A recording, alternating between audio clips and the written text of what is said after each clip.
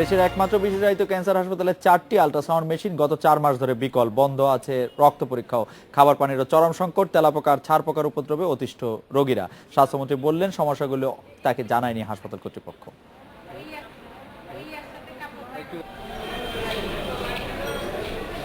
সারা দেশ থেকে আসা রোগীরা কাক ডাকা ভোরে লাইনে দাঁড়িয়েও নিরাশ হয়ে ফিরে যাচ্ছেন, কারণ গত 4 মাস ধরে এখানকার 6টির মধ্যে 4টি আল্ট্রাসাউন্ড মেশিনই বিকল।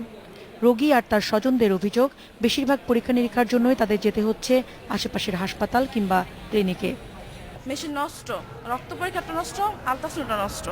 আমরা 1 মাস যাবত ঘুরতেছি এখানে। টাকা জমা নেওয়ার পরে বলে আর কি মেশিন নষ্ট, আগে বলে টাকা ফেরত দিতে গেলে বলে যে ডিরেক্টর বরাবর আর কি আবেদন করতে হবে। ওখানে যেগুলো দিছে 2টা করাইছে আর সবগুলো প্রাইভেটে করাইছে, লাইফ কেয়ারে করছিলাম। আর এখানে যাওয়া হয় সবকিছু লাইফ কেয়ারে দেয়। বকবইতে পাঠাইছিল, বকবইতে এই রিপোর্ট এনকার এই দিলে নেয় না ওরা, ওদের রুগী তো করতে হারাবার না। পানির সমস্যা হলো বিরাট সমস্যা, খাওয়ার পানি ওই ট্যাপ দিয়ে ওখান থেকে আনতে হয়। 250 শয্যার এই বিশেষায়িত হাসপাতালে রোগীদের চিকিৎসা চলছে তেলাপোকা আর ছারপোকার স্তূপের উপর। কোরিয়ান যে একটা টিউবে ওষুধ পাওয়া যায় অনেক দামি, সেটা আমি নিজে দাঁড়িয়ে থেকেও দিয়েছি। আসলে ছোট ছোট লোকে যায় না সহজে, গরম পানি মেরেছি। তারপরে আপনি তো আমরা বাসায় একই প্রবলেম। এসব সমস্যা স্বাস্থ্যমন্ত্রীকে জানালে তিনি মুঠোফোনে কথা বলেন জাতীয় ক্যান্সার হাসপাতাল কর্তৃপক্ষের সাথে। তাহলে এটা কথা হলো নাকি? আপনার তো খবর রাখেন না মনে হলো, আমাকে তো কোনো সময় জানানো নাই আপনি। হ্যাঁ, তা আপনি দেখেন আল্ট্রাসাউন্ড মেশিন ঠিক করেন, 4টে খারাপ থাকলেও তো ঠিক না, 2টে ভালো আছে, চাপ তো পারে না। গত 1 বছরে এই ক্যান্সার হাসপাতালে সেবা নিতে এসেছে 2 লাখের বেশি মানুষ, আর প্রতি মাসে এখানে আসে অন্তত 1000 নতুন রোগী। Jannatul Ferdousi, independent news, Dhaka. এই বিষয়ে কথা বলতে এখন আমাদের সঙ্গে আছেন স্বাস্থ্য অধিদপ্তরের ক্লিনিক এবং হাসপাতাল শাখার পরিচালক অধ্যাপক সামিউল ইসলাম। অধ্যাপক সামিউল ইসলাম, দেশের একটি বিশেষায়িত ক্যান্সার হাসপাতালে 6টির মধ্যে 4টি আল্ট্রাসাউন্ড মেশিন বিকল হয়ে আছে দেশের। এই হাসপাতালের এরকম একটি বিশেষায়িত হাসপাতালের এই নাজুক অবস্থা থাকার কারণ কি, দায় কার বলে আপনি মনে করেন অধ্যাপক ইসলাম?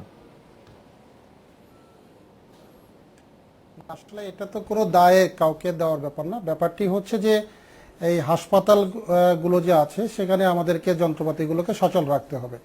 আপনারা জানেন যে এই যেসব যন্ত্রপাতিগুলো আমরা এখানে সরবরাহ হয়েছে, এগুলো বিভিন্ন সময় সরবরাহ হয়েছে, সেগুলোকে আমরা ফাংশনিং রাখার জন্য সর্বাত্মক চেষ্টা করছি।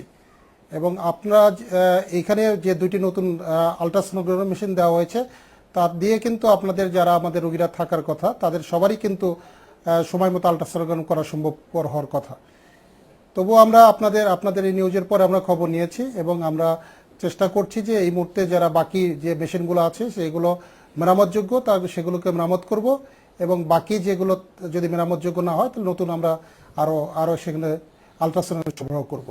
জনাব সামিউল ইসলাম, এই কথা কি ঠিক যে ইলেকট্রোমেডিসিন ইকুইপমেন্ট ইউনিট যেটি আছে, যেটি সরকারি একটি প্রতিষ্ঠান, যা হাসপাতালে এই ধরনের যন্ত্রপাতির খোঁজ খবর যারা নিয়ে থাকেন, তারা হাসপাতাল থেকে যখন তাদেরকে যন্ত্র ঠিক করতে বলা হয় তারা একটু সময় বেশি নেন, বা তারা যখন যন্ত্র ঠিক করে হাসপাতালে ফেরত দেন সেটি আবার অকারণে বা অবহেলার কারণে নষ্ট হয়ে যায়? এই কথা কি ঠিক? মানে এই যে পারস্পরিক অভিযোগ আমাদের প্রতিবেদকরা পাচ্ছেন, সেটি কি ঠিক? আসলে বাস্তবতা হচ্ছে যে ইলেকট্রোমেডিক্যাল ইউনিট বা আমাদের যে ইউনিটটা আছে সেটি আসলে একটু আমাদের যে সর্বপরিসরে আমাদের সেই প্রতিষ্ঠানটি ছিল, আজকে সমস্ত হাসপাতালেই কিন্তু আসলে নতুন নতুন প্রযুক্তির যন্ত্রপাতি সেখানে সংযোজিত হয়েছে, এবং তাদের আপনারা জানেন যন্ত্র থাকলেই সেখানে তাদের ত্রুটি বিচ্যুতি ঘটার সম্ভাবনা থাকে, অথবা সেগুলোকে হয়তো তাদের ফাংশন করতে গেলে অবশ্যই সাপোর্ট লাগে।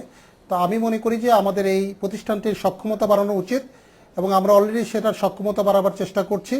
আমরা আশা করছি যে সেখানে আরও বায়োমেডিক্যাল ইঞ্জিনিয়ার এবং যারা সক্ষম ব্যক্তি এই যন্ত্রপাতিগুলোকে হ্যান্ডেল করার জন্য, হাইটেক যন্ত্রপাতিকে যারা সংযোজিত হয়েছে তাদেরকে মেরামত করার জন্য, প্রপার্টি আইটেমগুলো যেন সময় মতো মেরামত হয় সেই ব্যবস্থা করার আমরা কিন্তু ব্যবস্থা নিয়েছি।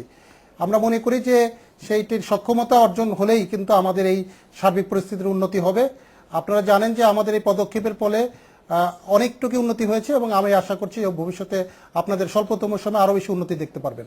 অধ্যাপক সামিউল ইসলাম, আপনি নিজেই বিভিন্ন হাসপাতালে এবং ক্লিনিকে পরিদর্শন করে এসব যন্ত্রপাতির অবস্থাগুলি দেখছেন, আপনার কাছে কি মনে হয় যে শতকরা কত ভাগ যন্ত্রপাতি আপনাকে সন্তুষ্ট করতে পারছে কার্যক্ষমতা, কার্যদক্ষতার দিক থেকে?